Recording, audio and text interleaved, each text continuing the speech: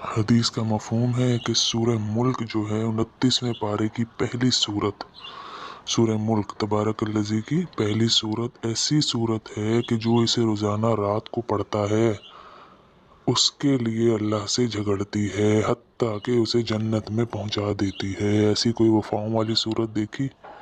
آپ جب قبر میں جاتے ہیں نا، آپ کو قبر میں رکھ دیا جاتا ہے، عذاب کے فرشتے سیکنڈ سے پہلے آپ کے پاس آ جاتے ہیں عذاب دینے، یہ سورت اپنے پر بچھا دیتی ہے آپ کے اوپر ہے، آپ کو عذاب نہیں ہونے دیتی، ان فرشتوں سے بھی لڑتی ہے کہ اس کو عذاب نہیں ہوگا کیونکہ یہ مجھے پڑھتا تھا ہر رات۔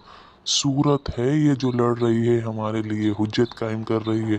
کوئی بیٹا، کوئی بیٹی، شوہر، رشتہ دار قبر میں جانے کو تیار ہے ہمارے ساتھ؟ یہ وفائیں دیکھیں نا جی، آپ قرآن کی کیا وفائیں کر رہا ہے، قرآن ہمارے ساتھ ہے۔ ایک سورت کی وفا ہے تو پورا قرآن کتنا وفا کرے گا۔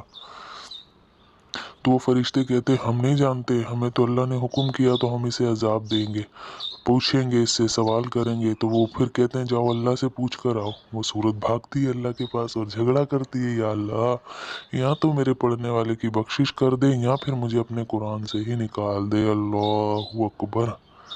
اس کو یہ بات کرنے کی ہمت بھی اللہ نے دی، اس کی یہ بات پہنچائی بھی ہم تک اللہ نے اپنے نبی کی زبانی کہ یہ اتنی فضیلتوں والی صورت ہے جس کو پڑھنے میں آپ کے 2 منٹ لگیں گے اور آپ کی آخرت کہاں سے بنا رہی ہے، قبر میں ہی آ گئی ہے، آگے نہیں، قبر میں۔ پھر اللہ پاک مسکراتے ہیں اور کہتے ہیں جا اپنے پڑھنے والے کو جنت میں لے جا، ہیں جنت میں لے جا، تیرے پڑھنے والے کی میں نے بخشش کر دی۔ وہ دوڑتی بھی آتی ہے، آ کے فرشتوں کو کہتی ہے چھوڑ دو میرے بندے کو، میں اللہ سے اس کی سفارش لے کر آئی ہوں۔ ہے کوئی ایسا وفاؤں والا اللہ اور اس کے قرآن کی؟ آپ دیکھیں